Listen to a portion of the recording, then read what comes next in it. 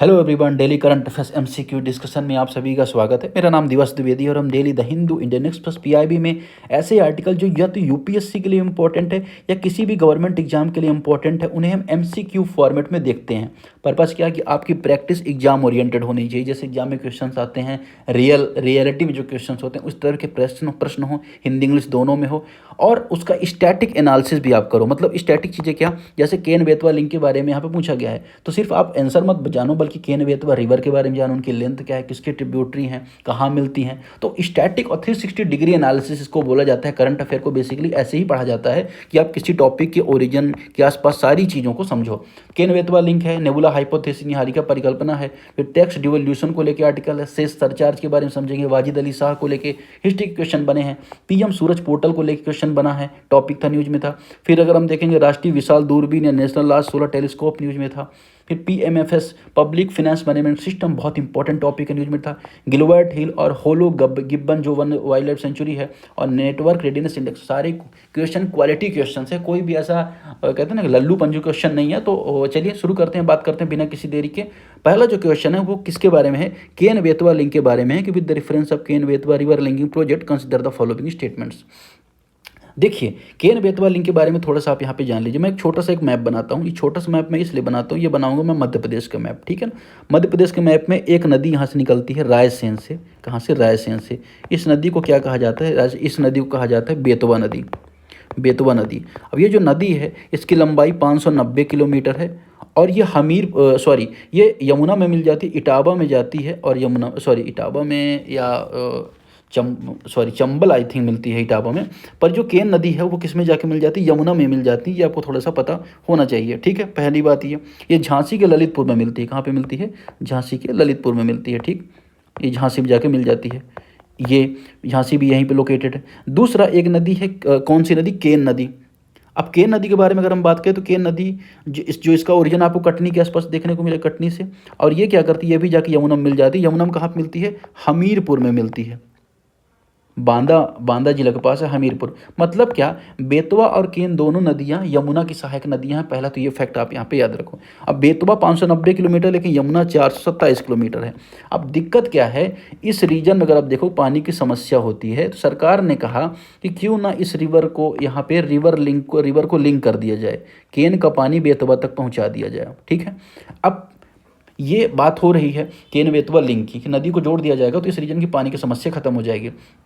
लेकिन ये जो प्लान है एक छोटा मोटा प्लान नहीं बल्कि एक बड़ा ब्रॉडर प्लान चल रहा है सरकार का, national perspective plan for river linking project. आपको पता होना चाहिए कि जो भारत का मैप है, अगर आपने भारत का मैप देख रखा होगा तो भारत में दो तरह की मेनली रिवर सिस्टम देखी जाती हैं। एक देखी जाती है हिमालयन नदी तंत्र, दूसरा देखा जाता है प्रायद्वीपीय नदी तंत्र, ठीक है ना।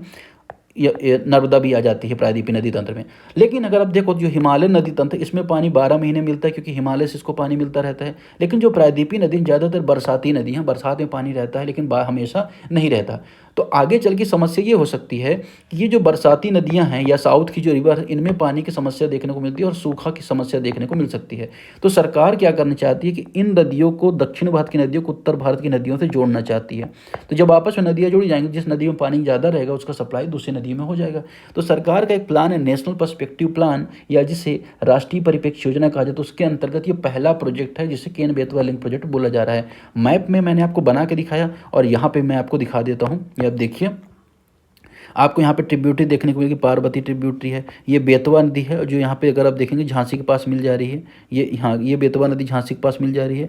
और ये यहाँ पे केन नदी है, पन्ना के आसपास निकल रही है, ठीक है। तो ये भी यमुना मिल रही है, ये भी यमुना मिल रही है, और इसके बीच में ये लिंकिंग प्रोजेक्ट चला जा रहा है। अब यहाँ पर पन्ना टाइगर रिजर्व भी है, पन्ना नेशनल पार्क भी है। तो ये वाला रीजन न्यूज में रहता है क्योंकि इससे वाइल्ड लाइफ का जो नुकसान भी होगा पानी की नहर बनाने से, डेवलपमेंट करने से, तो ये भी चर्चा में रहता है। अब पहला स्टेटमेंट तो करेक्ट हो गया। दूसरा, केन और Betwa river tributary of Yamuna नदी। यमुना नदी की दोनों ट्रिब्यूटरी हैं, कौन? केन और यमुना। ये केन और ये बेतवा, ये भी करेक्ट है। तीसरा है the project involve transfer of water between Ken basin. Project क्या कहता है कि water from Betwa to Ken transfer किया जाएगा। बेतवा से केन आएगा, लेकिन नहीं, केन से बेतवा जाएगा। तो पहला दूसरा करेक्ट हो जाएगा, तीसरा ऑप्शन यहाँ पे एलिमिनेट हो जाएगा। तो यहाँ पे आपने देखा ना कि हमने क्या किया, एक करंट अफेयर्स को पकड़ा और जो बड़ा करंट अफेयर्स है ना उसको लेके हमने क्या किया, एक स्टैटिक चीज़ों को भी समझा। एक कमेटी भी मैं बता देता हूँ, मिहिर शाह कमेटी, एडिशनल आप फैक्ट लिख लीजिए। मिहिर शाह समिति बनाई गई थी। ये क्यों बनाई गई थी कि 21वीं सदी में जो नदियों की संबंधित जो संरचना है उसमें क्या क्या किए जानी चाहिए। इसी रिपोर्ट ने बताया था कि कहीं ना कहीं अगर आप देखेंगे कि बहुत सारी नदियाँ विलुप्त हो चुकी हैं, विलुप्त होने के गार पर हैं, तो कुछ हमें प्रोजेक्ट चलाने होंगे। तो चलिए, ये तो हमने इसके बारे में समझा। अगला जो टॉपिक है, बात करें किसके बारे में, नेबुला हाइपोथेसिस के बारे में। अब ये बहुत ज़्यादा हार्ट, ये जो आर्टिकल है ना, ये फैक्चुअल आर्टिकल है। मतलब क्या, आप बहुत ज़्यादा कॉन्सेप्ट में मत जाओ, आप ये ध्यान रखो क्या कहना चाहता है, किसने दिया है थ्योरी, क्यों दिया है, ठीक है। तो मैं आपको उन्हीं आधार पर यहाँ पे बताऊंगा। जैसे अगर आप देखें नेबुला हाइपोथेसिस क्या कहती है, आपने देखा होगा कि आपने बिग बैंग थ्योरी का नाम सुना होगा। Big bang theory George M Lemaitre ने दी। मतलब क्या, ब्रह्मांड कैसे बना, यूनिवर्स कैसे बना, इसको लेके अलग अलग टाइम पे अलग अलग लोगों ने अपनी अपनी थ्योरी दी। तो जैसे बिग बैंग थ्योरी को जॉर्ज एम लेम्टेरे ने दी, वैसे ही 18th सेंचुरी में एक बहुत महत्वपूर्ण व्यक्ति हुए, इन्हें कहा गया इमैनुअल कांट। इमैनुअल कांट ने कौन सी थ्योरी दी, नेबुला हाइपोथेसिस की थ्योरी दी। अब नेबुला हाइपोथेसिस साधारण भाषा में समझिए, यह बताता है सूर्य, ग्रह और जितने भी खगोलीय पिंड हैं या जितने भी बॉडी हैं, वो गैस और धूल कण, गैस मतलब कि जो गैस होता है और जो धूल होते हैं उसके बादल से बने हैं, मतलब नेबुला से बने, जिसे नेबुला कहा जाता है। ये नेबुला थ्योरी है। और ये नेबुला जो होता है, नेबुला कैसे बनता है, हाइड्रोजन हीलियम गैस से बनती है। तो उसी से इन सब का निर्माण हुआ है। और इसका निर्माण तारों का विस्फोट सुपरनोवा से हुआ है। सुपर विस्फोट मतलब कि तारा जब फटता है तो उसको सुपरनोवा बोला जाता है। बस इससे ज़्यादा आप एक लाइन मत पढ़ना ना, आपको ज़रूरत है। अब मैं कांट के बारे में थोड़ा बता देता हूँ कि ये थ्योरी कब दी, तो 1755 में एक थ्योरी, एक जर्मन फिलोसफर थे कांट, कोई भी साइंटिस्ट नहीं थे, फिलोसफर थे। तो ठीक है ना। अब यहाँ पे इन्होंने ये वाली थ्योरी दी। अब अगर हम देखें, ये थ्योरी तो आपने यहाँ पे समझ लिया, ये थ्योरी जान ली किसके बारे में है, क्यों दी, क्या कैसे दिया। अब हम थोड़ा सा स्टेटमेंट देख लेते हैं, बहुत ज़्यादा डिटेल नहीं जाना है। It explain the formation of solar system from rotating cloud of gas off dust. यह गैस और धूल के बादल से सौर मंडल के निर्माण की व्याख्या करते हैं। मतलब गैस और धूल का बादल था, है ना। जैसे मान चले कि ये चले एक बादल है, इससे सौर मंडल का पूरा निर्माण हुआ। यहाँ पे अगर आप देखोगे तो ये वाला निर्माण गैस और धूल के बादल से, वो ये यहाँ पे कहना चाह रहा है, ठीक है ना। तो ये नेबुला है, तो as the nebula that was the form of sun collapse it spun up to the form the protoplanetary disk we see disk around the young stars. तो ज़्यादा हमें इसके डिटेल नहीं जाना, बस इतना आप यहाँ पे थोड़ा सा याद है कि पहला ऑप्शन यहाँ पे करेक्ट है। दूसरा, it was first propose by Immanuel Kant, later Pierre Simon Laplace. बाद में पियरे साइमन लाप्लास ने भी इस थ्योरी को सपोर्ट किया, ये यहाँ पे कहना चाह रहा है। तो बाद में 1796 की बात है, 1796 में जो पियरे साइमन लाप्लास थे, ये अब ये देखिए, ये मैथमेटिशियन थे, ये भी कोई ज्योग्राफी में एक्सपर्ट नहीं थे। तो इन्होंने भी इस थ्योरी को डेवलप किया, इसमें थोड़ा सा और सपोर्ट दिया इन्होंने। तो ये इन दोनों का योगदान माना जाता है, किसका, कांट और लाप्लास का, नेबुला हाइपोथेसिस में, ठीक है। ये भी करेक्ट हो जाएगा। तीसरा, Laplace clearly explain the origin of nebula source of its heat and motion. Laplace ने निहारिका में उत्पत्ति तथा उसकी ऊष्मा के क्लियर स्रोतों को बता। देखिए क्लियर तो कुछ भी नहीं बताया भाई, इतना बड़ा ब्रह्मांड है, सब कुछ क्या थ्योरी बेस्ड है, तो क्लियरली नहीं बताया। तीसरा ऑप्शन एलिमिनेट हो जाएगा, 1 2 यहाँ पे करेक्ट आंसर हो जाएगा। नेक्स्ट क्वेश्चन की तरफ बढ़ेंगे। अगला क्वेश्चन किसके बारे में है, यहाँ पे वित्त का जो वितरण है, कर वितरण, उसके संबंध में है। द हिंदू में टॉपिक आया हुआ था कि टैक्स डिवोल्यूशन को लेके यहाँ पे बात चल रही थी, फाइनेंस कमीशन को लेके यहाँ पे बात चली, आर्टिकल आए थे। तो हमने थोड़ा सा टैक्स डिवोल्यूशन को लेके आर्टिकल यहाँ पे रखा। जैसे यहाँ पे दो चीज़ें आती हैं टैक्स मतलब क्या, देखिए सरकार पैसा कमाती हैं, तो सरकारें केंद्र सरकार और राज्य सरकार के बीच में, मतलब क्या, ये हो गया यूनियन गवर्नमेंट, ये हो गया स्टेट गवर्नमेंट, तो इनके बीच में पैसा ट्रांसफ़र होता है। इस पैसे को ट्रांसफ़र, ये जो रुपया है ना, इस रुपये को ट्रांसफ़र करने के लिए कमीशन बना, जिसे फिनेंस कमीशन कहा जाता है। ये रिकमेंडेशन देता है कि भाई इतना पैसा आप राज्यों को दे दीजिए, यूटी को दे दीजिए, ठीक। अलग अलग टाइम पर बनाए जाते हैं। तो जैसे 15 फाइनेंस कमीशन बना, ठीक है ना, जैसे फाइनेंस कमीशन बना, तो ये एक तरह कॉन्स्टिट्यूशनल बॉडी है, 280 आर्टिकल में इसका मेंशन है, और राष्ट्रपति इसको फॉर्मेशन करते हैं। अब 15 फाइनेंस कमीशन बना, जो एन.के. सिंह की अध्यक्षता में बना था। एन.के. सिंह ने कहा कि राज्यों को वर्टिकल 41% आप पैसा दे दो। मतलब क्या, 58% केंद्र सरकार रखेगी, 1% लद्दाख और जम्मू कश्मीर यूटी के में अलग काम करने के लिए रखेगी, और 41% है ना, वो किसको दे देगी, कि राज्य सरकारों को दे देगी। तो ऊपर से नीचे की तरफ जब पैसा बढ़ता है उसको कहते हैं वर्टिकल डिवोल्यूशन। ये क्यों मैं बता रहा हूँ, बताऊँगा। और जब सेम कैटेगरी में पैसा बढ़ता है उसे कहते हैं हॉरिजॉन्टल डिस्ट्रीब्यूशन। जब आपके पापा आपको पैसे देते हैं वो वर्टिकल डिवोल्यूशन है, जब आपके भाइयों में पैसा बढ़ता है वो हॉरिजॉन्टल डिवोल्यूशन है। तो जब राज्य में पैसा बढ़ता है ना उसे हॉरिजॉन्टल डिवोल्यूशन कहा जाता है। बस आप यहाँ पे ये चीज़ जरूर याद रखिएगा। तो ये फिनेंस कमीशन बना, 15वां फिनेंस कमीशन। अभी नया फिनेंस कमीशन भी बन गया है अरविंद पनगड़िया की अध्यक्षता में, उसे कहा जाता है 16 फिनेंस कमीशन। तो ये भी आपको थोड़ा सा ध्यान होना चाहिए। अब देखिए टॉपिक क्या था, टॉपिक ये था कि जो finance commission is constitution under the article 280 इसके अंतर्गत बनाया जाता है, ठीक है। दूसरा, cess and surcharge are part of the divisible pool, मतलब जो केंद्र सरकार सेस लेती है और सरचार्ज लेती है उसको डिविजिबल पूल मतलब क्या होता है, राज्य और केंद्र के बीच में बांटा जाने वाला पैसा उसमें रखा जाता है। लेकिन ये चीज़ आपको यहाँ पे याद है, सेस और सरचार्ज को क्या करती है सरकार, नहीं देती है, मतलब उसके मन के ऊपर दी नहीं दी, कोई भी डिविजिबल पूल के अंतर्गत नहीं रखा जाएगा। तो दूसरा ऑप्शन गलत हो जाएगा। तीसरा, current vertical devolution to state 41% of divisible pool as per the finance commission. 15वें वित्त आयोग के अनुसार राज्यों को वर्तमान ऊर्ध्वाधर 41% का पूल दिया गया है। तो ये भी स्टेटमेंट करेक्ट है, पहला स्टेटमेंट करेक्ट है, दूसरा ऑप्शन यहाँ पे इनकरेक्ट हो जाएगा। ठीक, अब बात हो जाए थोड़ा सा 15वां फिनेंस कमीशन, थोड़ा सा और बता देता हूँ। जो 15वां फिनेंस कमीशन बना था इसको 2017 में बनाया गया था, ठीक है ना। और इसका काम क्या था कि 2020-21 से लेकर 2025-26 तक के लिए जो सिफारिशें देना था। अब ये जो फिनेंस कमीशन होता है वर्टिकल डिवोल्यूशन की भी सिफारिश देता है, हॉरिजॉन्टल डिवोल्यूशन के क्षैतिज बंटवारे की भी सिफारिश देता है कि किस राज्य को ज़्यादा मिलना चाहिए, किस राज्य को कम मिलना चाहिए। ग्रांट इन एड मतलब राज्यों को कितना अनुदान मिलना चाहिए, लोकल पंचायतों को कितना अनुदान मिलना चाहिए, ग्रांट मिलना चाहिए, ये सब भी क्या करता है फिनेंस कमीशन काम करता है, ठीक है। अब जब क्या करता है यहाँ पे आप याद रखिए, वर्टिकल डिवोल्यूशन तो हो गया। अब जब आपस में राज्यों को पैसा बांट दिया, जैसे मान के चलिए बिहार है, ये राजस्थान है, ये कर्नाटका है, इनके बीच में क्या क्या मेजरमेंट रखे जाते हैं, इनके बीच में इनकम डिस्टेंस कितना है, कौन ज़्यादा कमा रहा है कौन कम कमा रहा है, इनके बीच में जनसंख्या कितनी है, किसकी ज़्यादा है किसकी कम है, क्षेत्रफल एरिया, फॉरेस्ट इकोलॉजी मतलब वन परिस्थिति में कितना अच्छा काम किया है, डेमोग्राफिक परफॉर्मेंस मतलब जनसंख्या को कंट्रोल करने के लिए उन्होंने कितना अच्छा काम किया है, टैक्स फिजिकल एफर्ट्स कर सुधार में इन्होंने कितना अच्छा काम किया है। इस सबको ध्यान में रखते हॉरिजॉन्टल या आपस में पैसे को बंटवारा किया जाता है, ठीक है। तो ये अपने क्षैतिज बंटवारा को समझ लिया। इसका सही आंसर आपको क्या हो जाएगा, 1 और 3 इसका सही आंसर हो जाएगा।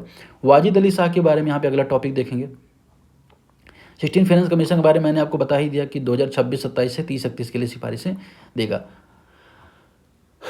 ओह चलिए, सेस और सरचार्ज के बारे में आपने क्या समझा, सेस क्यों लगाया जाता है। सेस एक पर्पज स्पेसिफिक होता है। जैसे मान चलिए कि सेस सरकार ने क्या रोड सेस लगा लिया, हेल्थ एजुकेशन सेस लगा ली सरकार ने, स्वच्छता सेस लगा लिया, मतलब एक पर्पज ड्रिवन होता है। सेस शेयरेबल नहीं होता स्टेट से। वहीं अगर आप देखोगे जो सरचार्ज होता है वो क्या होता है, एडिशनल टैक्स लगा। जैसे 1 करोड़ रुपए दे रहे हो तो 1 करोड़ टैक्स दे रहे हो तो इसमें चलो 5% सरचार्ज होता है, 1 करोड़ 5 लाख दोगे तो ये कर के ऊपर कर लगाया जाता है। तो ये भी राज्यों से नहीं साझा किया जाता ना, सिर्फ राज्यों से साझा किया जाता। दोनों केंद्र सरकार के पास रहता है, उसके ऊपर डिपेंड करता है वो कैसे उसका यूज करेगी, ठीक है। तो कभी ऐसा पूछा जाए तो आपको यहाँ पे याद रखना है कि ये डिविजिबल पूल में नहीं आता। चलिए चौथा क्वेश्चन देखते हैं। With the reference of Wajid Ali Shah consider the following statements. Wajid Ali Shah के संबंध में कथनों पर विचार करना है। He was the 10th and last Nawab of Awadh. Awadh के 10वें और अंतिम नवाब थे, पहला स्टेटमेंट है। अब पहला स्टेटमेंट यहाँ पे करेक्ट है नहीं, आपको यहाँ पे बताना है, ठीक। दूसरा, his kingdom was annexed by the British in 1856 citing misgovernance. वे उनका राज 1856 में अंग्रेजों द्वारा कुप्रशासन का हवाला देकर अधिग्रहित किया गया था, ठीक है। तीसरा, ही कंस्ट्रक्टेड द कैशबाग पैलेस, है ना, कैसरबाग पैलेस महल का निर्माण उन्होंने किया था और उसमें सिंहासन बनाया था। ये इनके बारे में यहाँ पे स्टेटमेंट पूछा जा रहा है। अब इसमें कौन सी स्टेटमेंट करेक्ट हो जाएगा, कौन सी इनकरेक्ट हो जाएगा, आपको यहाँ पे बताना है। अगर हम बात करें सही स्टेटमेंट हो जाएगा 1 और 2, तीसरा ऑप्शन यहाँ पे एलिमिनेट हो जाएगा। तो ये किसके बारे में बात हो रही है, किसके बारे में, वाजिद अली शाह के बारे में बात हो रही है। वाजिद अली शाह कहाँ के थे, लखनऊ के थे, ठीक है ना। अब इनको उर्दू कविताएँ ये सब लिखने में इनका बहुत शौक था, ठीक है। अब इनका टाइम पीरियड कब से कब तक माना जाता है, तो 1822 से लेकर 1887 के आसपास तक माना जाता है। और ये अवध में वर्तमान में जो अवध है या अगर वर्तमान उत्तर प्रदेश में रीजन में शासन करते थे, ठीक है। कुछ ज़्यादा इनके बारे में जानना नहीं था, बहुत इंपॉर्टेंट भी नहीं है, इतना हमें जानना था, हमने यहाँ पर जान लिया। न्यूज़ में क्यों थे कि हाल ही में अगर देखें तो वाजिद अली शाह जो परपोते हैं उनके द्वारा उर्दू जीवनी लिखी गई, अंग्रेजी अनुवाद करने का दावा किया गया कि उनकी जो उर्दू जीवनी थी उन्होंने अंग्रेजी में से ट्रांसलेट कर दिया था। हिंदू में आर्टिकल आया था तो हमने यहाँ पर देख लिया। चलिए आगे बढ़ते हैं। अगले टॉपिक की तरफ बढ़ते हैं। अगला टॉपिक है पीएम सूरज पोर्टल के बारे में। With the reference of PM Suraj portal consider the following statements. PM Suraj portal के संबंध में आपको कथनों पर विचार करना है। क्या स्टेटमेंट है? It was launch by the ministry of social justice and empowerment. इसे सामाजिक न्याय अधिकारिता मंत्रालय के द्वारा इसे लॉन्च किया गया है, ये यहाँ पे कहना चाह रहा है पीएम सूरज पोर्टल। दूसरा, it provide loan only for starting new business. यह केवल नए व्यवसाय प्रारंभ करने हेतु ऋण प्रदान करता है। तीसरा स्टेटमेंट यहाँ पर है, it is implemented by the reserve bank of India. इसे भारतीय रिजर्व बैंक द्वारा इसे लागू किया जाता है। इन तीनों में से सही स्टेटमेंट कौन सा हो जाएगा आपको यहाँ पे बताना है। पहली बात ये कि जो पीएम स्वराज पोर्टल इसे कब 2024-25 में एक 1.3 लाख जो एंटरप्रेन्योर्स हैं उनके लिए फंड की व्यवस्था की गई है, लगभग 1389 करोड़ की। इस वजह से न्यूज़ में था। अब अगर हम बात करें ये किस मंत्रालय के द्वारा, सोशल जस्टिस मिनिस्ट्री द्वारा है, तो पहला स्टेटमेंट यहाँ पे करेक्ट हो जाएगा। यह केवल नए व्यवसाय के लिए प्रारंभ करने के लिए ऋण देता है। अगर हम बात करें, आई थिंक ये भी ऑप्शन यहाँ पे करेक्ट होगा कि इसमें क्या किया जाएगा, जो लोग स्टार्टअप कर रहे हैं उनको मदद की जाएगी, एक तरह का फिनेंशियल इंक्लूजन किया जाएगा जिससे बैंकिंग तक लोगों की सुविधाएं पहुँचो। इसे भारतीय रिजर्व बैंक द्वारा लागू किया जाएगा। तीसरा ऑप्शन यहाँ पे इनकरेक्ट है। इसे तीन टाइप के बैंक NSFDC, NSKFDC, NBCFDC जैसी सरकारी संस्थाओं द्वारा लागू किया जाएगा। RBI के द्वारा इसे लागू नहीं किया जाएगा। ठीक है। अब अगर हम बात करें तो ये एक तरह का सेंट्रलाइज डिजिटल प्लेटफॉर्म होगा जिसमें लोन है या क्रेडिट सर्विसेज है उसके लिए कोई भी अप्लाई कर लेगा और उसको ट्रैक भी किया जा सकेगा। ठीक है। अब इसमें 15 लाख तक का जो बिजनेस लोन है वो कम ब्याज दर पर मिलेगा। ठीक है। तो ये चीज़ आपको यहाँ पे याद रखनी है। इसके लिए जो कार्यान्वयन एजेंसी मैंने आपको बता दी। अब इसमें कौन बेनिफिशरीज हो सकता है? Schedule caste, schedule tribe, OBC, सफाई कर्मचारी या इकोनॉमिकली सोशली जो बैकवर्ड ग्रुप है वो इसमें क्या हो सकते हैं, क्या एलिजिबल हो सकते हैं। ठीक है। चलिए आगे बढ़ें। क्वेश्चन नंबर 6 देखेंगे। With the reference of national large solar telescope consider the following statements. राष्ट्रीय विशाल सौर दूरबीन के संबंध में आपको कथनों पर विचार करना है। पहला स्टेटमेंट यहाँ पर है, it is the 2 metre aperture solar telescope being establish near Pangong Tso lake. या 2 मीटर अपर्चर वाली सौर दूरबीन है जिसे पेंगोंग त्सो झील के निकट स्थापित किया गया था। पहला स्टेटमेंट है, ये करेक्ट है। दूसरा, it was operate in visual and near infrared wavelength. यह विजुअल और निकट इंफ्रारेड तरंग दैर्ध्य के लिए काम करेगी, यह भी करेक्ट है। तीसरा, it was being India first ground based solar observatory. यह भारत की सबसे पहली ग्राउंड बेस्ड जो सोलर ऑब्जर्वेटरी यहाँ पे मानी जाएगी। ठीक है। तो अगर हम बात करें तो तीसरा ऑप्शन एलिमिनेट इसलिए हो जाएगा, इससे पहले कोडाई कनाल में और उदयपुर में इस तरह की ऑलरेडी टेलीस्कोप और ये बनाई गई हैं पहले से भी। तो पहला यहाँ पे नहीं होगा, 1 और 2 यहाँ पे करेक्ट आंसर हो जाएगा। ठीक है। अब यहाँ पे न्यूज़ में इसलिए था कि सरकार ने जो यूनियन बजट बना उसमें 2 नए टेलीस्कोप को स्टैब्लिश करने की बात की, नेशनल लार्ज सोलर टेलीस्कोप और national large optical near infrared telescope. ठीक है। तो इंडियन एक्सप्रेस में आर्टिकल था, हमने यहाँ पर देख लिया है। ठीक है। अब ये क्या करेंगे काम, आपको पता ही है कि ये जो क्या करेंगे, सोलर के जो डायनेमिक्स होते हैं या सोलर का जो मैग्नेटिज्म है, सौर चुंबकत्व, सोलर फ्लेयर्स हैं, इन सब की स्टडी करेंगे। ठीक है। तो 1, 2 यहाँ पे करेक्ट आंसर हो जाएगा। आगे बढ़ते हैं, अगले टॉपिक की तरफ बढ़ते हैं। अगला टॉपिक किसके बारे में, पब्लिक फाइनेंस मैनेजमेंट सिस्टम के बारे में है। न्यूज़ ये थी कि जो हाल में फाइनेंस मिनिस्टर है उन्होंने राज्यसभा में पब्लिक फाइनेंस मैनेजमेंट सिस्टम के बारे में जानकारी दी। अब नाम से स्पष्ट है, PFMS मतलब पब्लिक के पैसे को मैनेजमेंट करना। सरकार बहुत सारी योजनाएं चलाती है, अब उन योजनाओं में खर्च भी होता है, तो उन योजनाओं को ट्रैक कैसे किया जाएगा, तो ये PFMS के द्वारा किया जाएगा। रियल टाइम मॉनिटरिंग कैसे की जाएगी, तो PFMS के द्वारा की जाएगी। अब ये एक तरह का सिंगल प्लेटफॉर्म हो जाएगा जो सरकार द्वारा PMFS को पेमेंट रिलेटेड चाहे जानकारी हो, चाहे अकाउंटिंग रिलेटेड जानकारी हो, चाहे रिकॉन्सिलेशन रिलेटेड जानकारी हो, चाहे DBT रिलेटेड जानकारी हो, उसके लिए एक सिंगल मंच के रूप में इसको यहाँ पे इस्टेब्लिश किया गया है। ठीक है। अब इसमें अलग अलग मॉडल लागू होंगे जैसे सिंगल नोडल मिनिस्ट्री, तो वो हमारे लिए इतने इंपॉर्टेंट नहीं है, हमें PMFS के जानना जरूरी है। अब इसको कब बनाया गया था, तो इसको शुरुआत किया गया था सन 2009 में। और मिनिस्ट्री ऑफ जो फिनेंस है, वित्त मंत्रालय, हाँ वित्त मंत्रालय का जो डिपार्टमेंट ऑफ एक्सपेंडिचर व्यय विभाग है वो क्या करता है, इसका डेवलपमेंट और ये सब काम करता है। ठीक। तो ये आपको यहाँ पे जानना थी, वेब बेस्ड प्लेटफॉर्म हो जाएगा जो फंड मैनेजमेंट काम करेगा। पेमेंट के लिए भी ये अनिवार्य है। ठीक है। चलिए ऑप्शन यहाँ पे क्या बनना है कि it is the web based transaction platform fund management payment. यह निधि प्रबंधन और भुगतान के लिए वेब आधारित ऑनलाइन लेन देन पोर्टल है, करेक्ट है। दूसरा, इसे 2009 में शुरू किया गया था, ये भी करेक्ट है। It implemented by the reserve bank of India, ये इनकरेक्ट है। डिपार्टमेंट ऑफ फाइनेंस या फाइनेंस मिनिस्ट्री के द्वारा, डिपार्टमेंट ऑफ एक्सपेंडिचर के द्वारा मैनेज किया जाता है। तो पहला और दूसरा करेक्ट हो जाएगा, तीसरा ऑप्शन यहाँ पे एलिमिनेट हो जाएगा। आगे बढ़ेंगे क्वेश्चन नंबर 8 की तरफ बढ़ेंगे। क्वेश्चन नंबर 8 यहाँ पर है क्वेश्चन नंबर 8 में किसके बारे में पूछा जा रहा है? यहाँ पे गिलबर्ट हिल के बारे में पूछा जा रहा है। क्या यहाँ पे न्यूज़ अगर हम देखें, गिलबर्ट हिल को लेकर क्या क्या ऑप्शन बने ये भी देखेंगे और गिलबर्ट हिल के बारे में भी यहाँ पे देखेंगे। पहला जो ऑप्शन है कि यह मुंबई में स्थित काले बेसाल्ट सेल का एक एकाश्म स्तंभ है, मोनोलिथिक कॉलम में ब्लैक बेसाल्ट रॉक का, लोकेटेड है मुंबई में। दूसरा, it was form during the volcanic eruption that created in Deccan trap, यह डेक्कन ट्रैप में बनने वाले ज्वालामुखी विस्फोट के दौरान बना था और 1952 में इसे क्या राष्ट्रीय उद्यान घोषित कर दिया गया है। ठीक है, गिलबर्ट हिल को। ठीक है, अब ये मुझे थोड़ा सा एग्जैक्टली इसके बारे में ध्यान नहीं है, लेकिन एक बार मैं थोड़ा सा देख लेता हूँ। 8वां नंबर है, एक्सप्लेनेशन से थोड़ा सा हम यहाँ पे हेल्प ले लेते हैं। It is Indeed A monolithic column black basalt, पहला ऑप्शन, दूसरा ऑप्शन भी करेक्ट है। तीसरा, Gilbert hill was declared grade 2 heritage structure 1952, not the declare national park. तो ग्रेड 2 हेरिटेज स्ट्रक्चर डिक्लेयर किया गया है, नेशनल पार्क यहाँ पे डिक्लेयर नहीं किया गया, तो 1-2 यहाँ पे करेक्ट आंसर हो जाएगा। क्वेश्चन नंबर 9 देखेंगे यहाँ पे, with the reference of Hollong park Gibbon wild life sanctuary. यहाँ पे Hollong park Gibbon wild life sanctuary क्यों न्यूज में था? क्योंकि अभी यहाँ पे एक गिब्बन है, उसकी मौत हो गई, कैसे? करंट लगने से। अभी जो है कहाँ पे लोकेटेड, अगर आप देखो तो इसकी लोकेशन आपको देखने को मिलेगी कहाँ पे, आसाम में देखने को मिलेगी। ठीक है ना, तो पहला ये इंपॉर्टेंट हो जाता है। अब ये साउथ जो अगर हम बात करें, होलोंग गिब्बन भारत में एकमात्र गिब्बन है। ठीक है, मतलब एकमात्र अभ्यारण्य है जहाँ पे गिब्बन का जो गिब्बन के नाम से जिसका नाम रखा गया। तो जोरहाट असम में लोकेटेड है। ऑप्शन यहाँ पे कि असम के जोरहाट जिले में है, तो पहला ऑप्शन करेक्ट हो जाएगा। भारत के एकमात्र गिब्बन के लिए प्रसिद्ध है, यह भी करेक्ट है। तीसरा, तो Bhogdoi river form water log region along the border, Bhogdoi river इसकी सीमा पर जल भराव बनाती है। अब तीसरे स्टेटमेंट में ये करेक्ट होगा नहीं करेक्ट होगा, इसको यहाँ पे हमें बताना है। तो सही आंसर क्या हो जाएगा? सही आंसर हो जाएगा तीनों के तीनों, 1, 2, 3 तीनों ही ऑप्शन यहाँ पे करेक्ट होंगे। लास्ट क्वेश्चन है नेटवर्क रेडीनेस इंडेक्स के बारे में है। नेटवर्क रेडीनेस इंडेक्स क्यों न्यूज में? कि भारत ने 4th रैंकिंग की छलांग लगाकर 45 रैंक यहाँ पे प्राप्त की है नेटवर्क रेडीनेस इंडेक्स में। तो वनडे में तो यही एग्जाम आ जाएगा।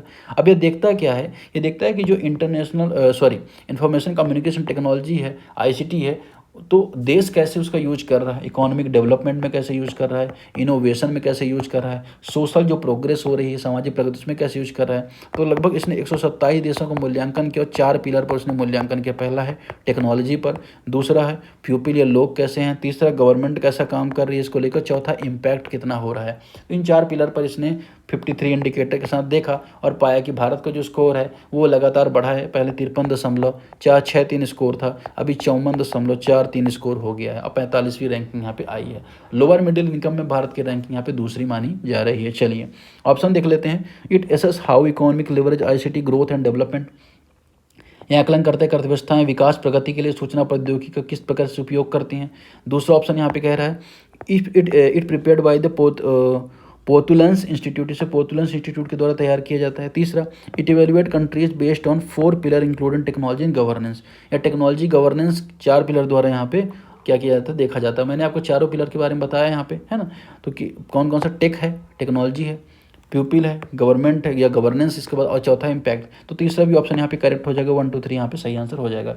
इस PDF को कैसे प्राप्त करना है? तो टेलीग्राम चैनल है हमारा, डिस्क्रिप्शन में आपको मिल जाएगी लिंक, और यहाँ पे आप इसमें सर्च भी कर सकते हैं, इंडियाज़ अफेयर्स बाय दिवस द्विवेदी सर्च कर सकते हैं। नहीं मिले तो आप मुझे व्हाट्सअप में मैसेज कर सकते हैं, यहाँ पे व्हाट्सअप नंबर दिया है, या आप कमेंट कर सकते हैं वीडियो में, तो मैं आपको लिंक पर्सनली सेंड कर दूँगा। Thank you.